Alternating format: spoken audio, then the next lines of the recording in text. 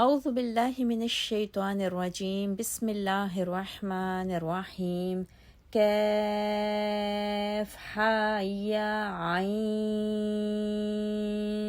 صاد ذکر رحمت ربک عبدہ زکریا اذ نادى ربہ نداء خفیا۔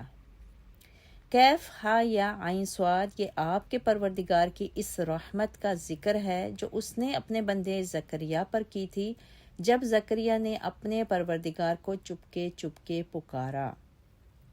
دورہ قرآن کے سلسلے میں آج ہم پارہ نمبر 16 کا آغاز کریں گے۔ اس پارے کے آغاز میں ہے تو سورہ کہف، لیکن ہم سورہ کہف مکمل کر چکے ہیں۔ آج ہم سورہ مریم سے اس پارے کا آغاز کریں گے۔ اس پارے میں سورہ مریم ہے اور اس کے بعد سورہ طٰہٰ بھی ہے۔ سورہ مریم مکی سورہ ہے۔ ہجرت حبشہ یعنی رجب 5 نبوی سے پہلے یہ سورت نازل ہوئی جب مسلمان ظلم و ستم کا شکار تھے۔ حبشہ کے عیسائیوں میں اسلام کی دعوت و تبلیغ کے لیے صحابہ کرام رضی اللہ تعالی عنہم کی تربیت انتہائی ضروری تھی، چنانچہ اہل کتاب سے مجادلہ کرنے کے لیے یہ سورت نازل کی گئی اور نجاشی کے دربار میں حضرت جعفر طیار رضی اللہ تعالی عنہ بن ابی طالب نے اس سورہ کی تلاوت بھی کی تھی۔ سورہ مریم کے آغاز میں اللہ تعالیٰ نے حضرت زکریا علیہ السلام کا ذکر کیا ہے، اور حضرت زکریا علیہ السلام حضرت مریم علیہ السلام کے کفیل اور خالو تھے۔ جب انہوں نے حضرت سیدہ مریم علیہ السلام کے پاس بے موسمی پھل دیکھے تو انہوں نے اللہ تعالیٰ کی بارگاہ میں دعا مانگی کہ اے پروردگار تو مجھے بھی صالح اولاد عطا فرما دے۔ جناب زکریا علیہ السلام اللہ کے نبی تھے اور بوڑھے ہو چکے تھے اور ان کی بیوی بھی بانجھ تھیں۔ اللہ تعالیٰ نے حضرت زکریا علیہ السلام کی فریاد کو سن کر ان کو بڑھاپے میں جناب یحییٰ علیہ السلام سے نواز دیا۔ اللہ تعالیٰ اپنے فرما بردار بندوں کی آزمائش کبھی نعمت عطا کر کر اور کبھی نعمت نہ دے کر کرتا ہے۔ حضرت زکریا علیہ السلام کی آزمائش اولاد جیسی نعمت سے محرومی کے ساتھ ہوئی، حتیٰ کہ حضرت مریم علیہ السلام جو ان کی کفالت میں تھیں ان کو بے موسمی پھل کھاتے دیکھا تو بے اختیار اپنے رب کو پکارا کہ الہی مجھے نیک اولاد سے بہرہ مند فرما۔ چنانچہ اللہ تعالیٰ نے حضرت زکریا علیہ السلام کی دعا کو قبول کیا، اور ایک دفعہ جب محراب میں آپ علیہ السلام کھڑے نماز ادا کر رہے تھے تو فرشتوں نے آپ کو بیٹے کی خوشخبری دی۔ اللہ تعالیٰ نے اس بیٹے کا نام یحییٰ بھی خود تجویز فرما دیا اور اس کی صفات بھی بیان فرما دیں سورہ میں، جو یہ تھیں کہ اس کا نام اللہ تعالیٰ نے خود یحییٰ رکھا اور بتایا کہ پہلے آج تک کسی انسان کا یہ نام نہیں رکھا۔ کلمت اللہ یعنی سیدنا عیسیٰ علیہ السلام کی وہ تصدیق کرے گا اور وہ بنی اسرائیل کا سردار ہوگا اور اس قوم کی خراب حالت کی اصلاح کرے گا۔ وہ حصور ہوگا یعنی اس کی نہ تو عورتوں کی طرف کچھ رغبت ہوگی اور نہ گناہ کے کاموں کی طرف، اور سب سے بڑھ کر یہ کہ وہ نبی ہوگا اور پاک باز لوگوں میں سے ہوگا۔ یہ وہ صفات تھی جو فرشتوں نے حضرت زکریا علیہ السلام کو ان کے ہونے والے بیٹے حضرت یحییٰ علیہ السلام کی بتائیں۔ جب حضرت زکریا علیہ السلام نے فرشتوں کی زبانی ایسے شان والے فرزند ارجمند کی بشارت سنی تو مسرت کے ملے جلے جذبات سے اللہ کے حضور حمل نہ ٹھہرنے کے اسباب بھی بتا دیے کہ میں تو بوڑھا ہو چکا ہوں اور میری بیوی بھی بانجھ ہے، میرے ہاں اولاد کیسے ہوگی؟ اللہ تعالیٰ نے آپ علیہ السلام کے سوال کے جواب میں یہی فرمایا کہ اللہ تعالیٰ ایسے تمام مانع حمل اسباب کے باوجود اس بات کی قدرت رکھتا ہے اور وہ جیسے چاہے کر سکتا ہے۔ اب زکریا علیہ السلام کا اگلا سوال یہ تھا کہ اس استقرار حمل کی کوئی علامت بھی بتا دیں جب یہ عجیب غیر معمولی واقعہ پیش آنے والا ہو۔ اللہ تعالیٰ نے فرمایا علامت یہ ہے کہ آپ لوگوں سے مسلسل 3 دن تک بات چیت نہ کر سکیں گے، پس ہاتھ، آنکھ اور ابرو کے اشارہ سے کلام چلائیں گے۔ ان دنوں آپ کی زبان صرف اللہ کے ذکر پر چل سکے گی، لہٰذا ان دنوں میں صبح و شام زیادہ سے زیادہ اللہ کی تسبیح اور اذکار کرتے رہیں۔ اللہ تعالیٰ نے حضرت زکریا علیہ السلام کو ایک انتہائی فرما بردار بیٹا حضرت یحییٰ علیہ السلام عطا کر دیے، اور اللہ تعالیٰ نے قرآن پاک میں سورہ مریم میں فرما دیا یا یحییٰ خذ الکتاب بقوہ وآتیناہ الحکم صبیہ، اے یحییٰ میری کتاب کو مضبوطی سے تھام لے اور ہم نے اسے لڑک پن ہی سے دانائی عطا فرما دی۔ اللہ تعالیٰ نے خوشخبری کے مطابق حضرت زکریا علیہ السلام کو بیٹا عطا فرما دیا اور اس بیٹے یعنی یحییٰ کو بچپن ہی میں کتاب کا علم اور دانائی عطا فرما دی۔ حضرت محمد رحمہ اللہ فرماتے ہیں، بچوں نے حضرت یحییٰ سے کہا آؤ کھیلیں۔ آپ علیہ السلام نے فرمایا ہمیں کھیلنے کے لیے پیدا نہیں کیا گیا۔ اللہ تعالیٰ کے اس فرمان وَآتَيْنَاهُ الْحُكْمَ صَبِيًّا اور ہم نے اسے لڑکپن ہی سے دانائی عطا فرما دی کا یہی مطلب ہے۔ جب حضرت زکریا علیہ السلام نے بھی اپنے لیے اللہ کے ہاں اولاد کی دعا کی تھی تو انہوں نے بھی یہی فرمایا تھا، یرثنی و یرث من آل یعقوب، جو میرا بھی وارث ہو اور آل یعقوب کا بھی جانشین ہو۔ یہاں پہ وارث سے مراد سیدنا زکریا علیہ السلام کی کوئی مال و دولت نہیں تھی، بلکہ آپ علیہ السلام یہ چاہتے تھے کہ جس طرح آل یعقوب میں سے ان کے بزرگوں کو نبوت اور وحی کا شرف حاصل ہوا تھا، اسی طرح یہ بھی نبی ہو کر ان کی رہنمائی کرے۔ آپ کی دعا میں یہی وارث مراد ہے۔ نبیوں کی وراثت مال و دولت نہیں ہوتی، بلکہ نبیوں کی وراثت ان کا وہ علم اور وہ نبوت ہوتی ہے جو ان کو اللہ تعالیٰ کی طرف سے عطا ہوتی ہے۔ نبی کریم صلی اللہ علیہ وسلم کی بھی حدیث ہے کہ ہماری وراثت نہیں ہوتی، ہم جو کچھ چھوڑ جائیں وہ صدقہ ہے۔ حضرت زکریا علیہ السلام بڑے ہی تھے، ہاتھ سے محنت کر کے روزی کماتے تھے، جس طرح حضرت داؤد علیہ السلام اپنے ہاتھ کی کمائی کھاتے تھے۔ انبیاء کرام کا یہ طریقہ نہیں ہوتا کہ دولت کمانے میں اتنی محنت کریں کہ ضرورت سے زیادہ مال جمع ہو جائے، جسے وہ اپنے لیے اور اپنی اولاد کے لیے سنبھال کر رکھیں۔ نبی کریم صلی اللہ علیہ وسلم نے فرمایا حضرت زکریا علیہ السلام بڑھئی تھے۔ اس کے بعد اس پارہ میں اللہ تعالیٰ نے 3 مقامات پر حضرت یحییٰ علیہ السلام کو سلامتی عطا فرمائی اور فرمایا وَسَلَامٌ عَلَيْهِ يَوْمَ وُلِدَ وَيَوْمَ يَمُوتُ وَيَوْمَ يُبْعَثُ حَيًّا، اس پر سلام ہے جس دن وہ پیدا ہوا اور جس دن وہ مرے گا اور جس دن وہ زندہ کر کے اٹھایا جائے گا۔ سبحان اللہ۔ حضرت حسن رحمہ اللہ سے روایت ہے کہ انہوں نے فرمایا حضرت یحییٰ علیہ السلام اور حضرت عیسیٰ علیہ السلام کی ملاقات ہوئی تو حضرت عیسیٰ علیہ السلام نے انہیں فرمایا میرے لیے مغفرت کی دعا کیجیے کیونکہ آپ مجھ سے افضل ہیں۔ حضرت یحییٰ نے فرمایا آپ میرے لیے دعا کریں کیونکہ آپ مجھ سے افضل ہیں۔ تو حضرت عیسیٰ علیہ السلام فرمانے لگے آپ مجھ سے افضل ہیں، میں نے اپنے لیے سلامتی کی دعا کی اور آپ کو اللہ نے سلامتی کی خوشخبری دی۔ حضرت عبداللہ بن عمرو رضی اللہ تعالیٰ عنہما نے فرمایا ہر شخص اللہ سے کوئی نہ کوئی گناہ یا غلطی لے کر ملے گا سوائے حضرت یحییٰ علیہ السلام کے۔ پھر آپ نے یہ آیت پڑھی وَسَيِّدًا وَحَصُورًا، سردار اور ضابط نفس۔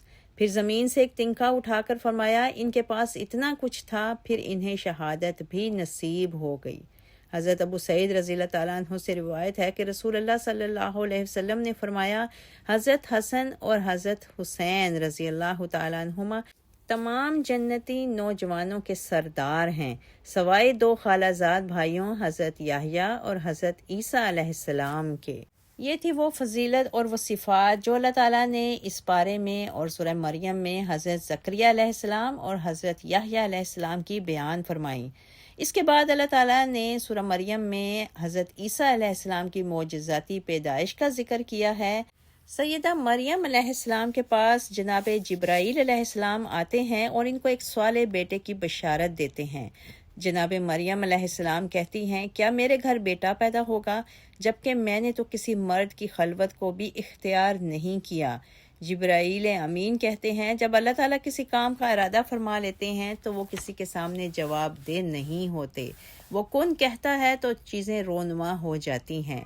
سیدہ مریم علیہ السلام حاملہ ہو جاتی ہیں۔ جب عیسیٰ علیہ السلام پیدا ہوتے ہیں تو سیدہ مریم لوگوں کے طعن و تشنیع کی خوف سے بے قرار ہو جاتی ہیں۔ اللہ تعالیٰ ان کے دل کو مضبوط فرماتے ہیں اور ان کو حکم دیتے ہیں کہ جب آپ کی ملاقات کسی انسان سے ہو تو آپ نے کہنا ہے کہ میں نے رحمان کے لیے روزہ رکھا ہے، اس لیے میں کسی کے ساتھ کلام نہیں کروں گی۔ جب آپ بستی میں داخل ہوتی ہیں تو بستی کے لوگ آپ کی جھولی میں بچے کو دیکھ کر کہتے ہیں اے ہارون کی بہن، اے عمران کی بیٹی، نہ تو آپ کا باپ برا آدمی تھا اور نہ آپ کی ماں نے خیانت کی تھی، یہ آپ نے کیا کر دیا؟ تو سیدہ مریم نے اپنی انگلی کو جناب عیسیٰ کی طرف کر لیا۔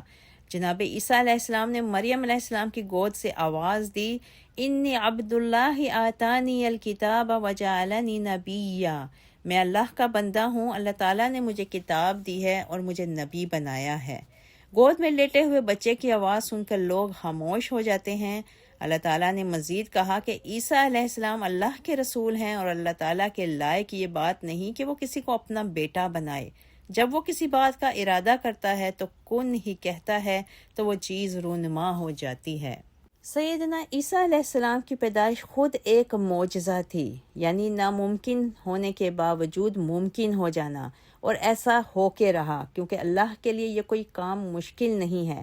اللہ تعالیٰ نے بتا دیا کہ ہم اس لڑکے کو تمام لوگوں کے لیے ایک زندہ و جاوید معجزہ بنا دیں، پھر یہ لڑکا ہماری طرف سے تمہارے لیے عذرائے رحم و کرم عطیہ بھی ہے اور تمام لوگوں کے لیے بھی رحمت ثابت ہوگا۔ واضح رہے کہ تخلیق کے لیے 4 ہی صورتیں ہو سکتی ہیں۔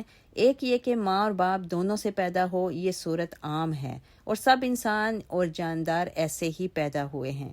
دوسری صورت یہ ہے کہ ماں اور باپ دونوں کے بغیر پیدا ہو، اس طرح سیدنا آدم علیہ السلام کو پیدا کیا گیا۔ تیسری صورت یہ ہے کہ صرف مرد سے پیدا ہو، جیسے سیدہ حوا علیہ السلام کو آدم علیہ السلام سے پیدا کیا گیا۔ اور چوتھی صورت یہ ہے کہ صرف عورت سے پیدا ہو، اور یہ صورت ابھی تک وجود میں نہ آئی تھی کہ حضرت سیدنا عیسیٰ علیہ السلام کی پیدائش سے یہ صورت پوری ہو گئی۔ سورہ مریم میں عقیدہ توحید کو حضرت عیسیٰ علیہ السلام اور دیگر انبیاء کی زندگی سے ثابت کیا گیا ہے۔ عیسائیوں کا یہ عقیدہ کہ حضرت عیسیٰ علیہ السلام اللہ کے بیٹے ہیں، یہ ایک باطل عقیدہ ہے۔ اللہ تعالیٰ کو کسی کو بیٹا بنانے کی قطعاً ضرورت نہیں ہے، کیونکہ جب سیدنا عیسیٰ علیہ السلام کی پیدائش سے پہلے ہی یہ کارخانہ کائنات ٹھیک طرح سے چل رہا تھا، تو پھر بیٹا بنانے کی ضرورت کہاں سے آ گئی؟ علاوہ ازیں ایسی باتیں اللہ تعالیٰ کی شان کے شایان بھی نہیں ہیں۔ وہ اس قسم کی کمزوریوں اور مجبوریوں سے بالاتر اور پاک ہے۔ نیز جب اس کے سارے کام فقط کن کا حکم دینے سے ہو جاتے ہیں، فوراً اسباب و وسائل مہیا ہونا شروع ہو جاتے ہیں اور وہ چیز ہو کے رہتی ہے، تو پھر اسے کسی کو بیٹا یا شریک بنانے کی ضرورت بالکل بھی نہیں ہے۔ اس کے بعد اس پارہ میں سورہ طٰہٰ کا آغاز ہوتا ہے، اور سورہ طٰہٰ میں اللہ تعالیٰ نے جناب موسیٰ علیہ السلام کی کوہ طور پر اپنے ساتھ ہونے والی ملاقات کا ذکر کیا، اور یہ بتایا کہ جب موسیٰ علیہ السلام کوہ طور پر پہنچے، تشریف لائے، تو اللہ تعالیٰ نے انہیں جوتا اتارنے کا حکم دیا اور ان سے پوچھا کہ موسیٰ تمہارے دائیں ہاتھ میں کیا ہے؟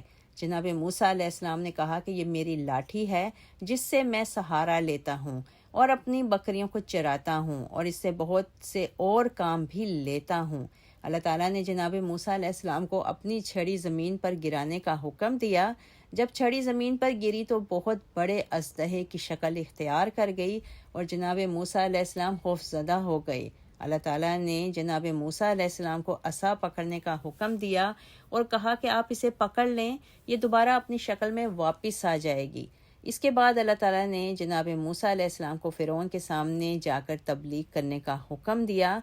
تو حضرت موسیٰ علیہ السلام نے اس موقع پر اللہ تعالیٰ سے دعا مانگی، رب اشرح لی صدری ویسر لی امری واحلل عقدۃ من لسانی یفقہوا قولی واجعل لی وزیرا من اہلی ہارون اخی۔ اے میرے پروردگار، میرے سینے کو کھول دے، میرے معاملے کو آسان کر دے، میری زبان سے گرہ کو دور کر دے، تاکہ لوگ میری بات کو صحیح طرح سمجھ سکیں، اور میرے اہل خانہ میں سے میرے بھائی ہارون کو میرا وزیر بنا دے۔ اللہ تعالیٰ نے حضرت موسیٰ علیہ السلام کی دعا کو سن لیا اور حضرت ہارون علیہ السلام کو آپ کا نائب بنا دیا۔ آپ فرعون کے دربار میں آئے تو فرعون نے اپنی قوم کی حمایت حاصل کرنے کے لیے آپ سے سوال کیا کہ میری قوم کے وہ لوگ جو ہم سے پہلے مر چکے ہیں، آپ ان کے بارے میں کیا کہتے ہیں؟ جناب موسیٰ علیہ السلام کا ذہن علم و حکمت سے لبریز تھا۔ آپ نے بڑا خوبصورت جواب دیا کہ ان کا علم میرے پروردگار کے پاس ہے، اور میرا پروردگار نہ کبھی بھولا ہے اور نہ کبھی گمراہ ہوا ہے۔ اللہ تعالیٰ نے فرعون کو تباہ و برباد کر دیا اور بنی اسرائیل کو فرعون کے ظلم سے نجات دی۔ اس کے بعد اللہ تعالیٰ نے جناب موسیٰ علیہ السلام کو اپنی ملاقات کے لیے بلایا۔ حضرت موسیٰ علیہ السلام اللہ تعالیٰ سے ہم کلام ہو رہے تھے تو قوم موسیٰ نے ان کی عدم موجودگی میں سامری کے بنائے ہوئے بچھڑے کی پوجا شروع کر دی۔